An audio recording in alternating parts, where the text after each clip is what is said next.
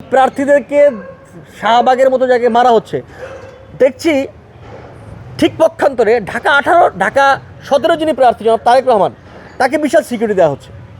মানে তিনিও প্রার্থী। আপনি যখন নির্বাচনের কথা চিন্তা করবেন, শরীফ ওসমান বিন হাদি কিংবা মহিউদ্দিন রনির সঙ্গে তারেক রহমানের কোনো পার্থক্য নাই, এই কথা স্পষ্ট। বাংলাদেশের 300টা আসনে যে সকল প্রার্থীরা দাঁড়াইছেন তারেক রহমান তাদের সমপর্যায়ের, তিনি কারো থেকে 1 ইঞ্চি উপরের না। ফলত তাকে আপনি যে স্পেশাল এক্সট্রা সিকিউরিটি দিচ্ছেন, এটা অন্যান্য প্রার্থীদেরকে যে দিচ্ছেন না সিকিউরিটি, এটা আপনাদেরকে ইলেকশন কমিশনকে কিংবা এই সরকারকে যে বিএনপির প্রতি পক্ষপাতিত্ব আছে সেটা প্রমাণ করে। দ্বিতীয়ত বলতে পারেন যে তিনি একটা দলের প্রধান, একই রকমভাবে নাহিদ ইসলাম একটা দলের প্রধান, ডাক্তার শফিকুর রহমান দলের প্রধান, কর্নেল অলি আহমেদের দলের প্রধান, জোনায়েদ সাকিরের দলের প্রধান, নুরুল হক নুর দলের প্রধান। আপনি তো তাদের সামনে এরকম কয়েক প্লাটুন বিজেপি রাখেন না, আপনি তাদের সামনে এরকম কয়েক প্লাটুন আর্মি রাখেন না। তিনি যে সমাবেশে যান সেই সমাবেশে আর্মি আর বিজেপিতে ভরাই ফেলেন না।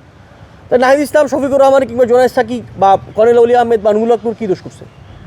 তার মানে আপনি বাংলাদেশের মানুষের কিংবা এই প্রার্থীদের বা দলীয় প্রধানদের সিকিউরিটির ব্যবস্থা করতেছেন না, আপনি মূলত তারেক রহমানের সিকিউরিটির ব্যবস্থা করতেছেন। এবং এই সব কারণে প্রমাণ হয় মূলত এই ইলেকশন কমিশন নাই, এটা তারেক রহমানের ফ্যান ক্লাব হয়ে গেছে। মানে ফ্যানরা যেমন করে গিয়ে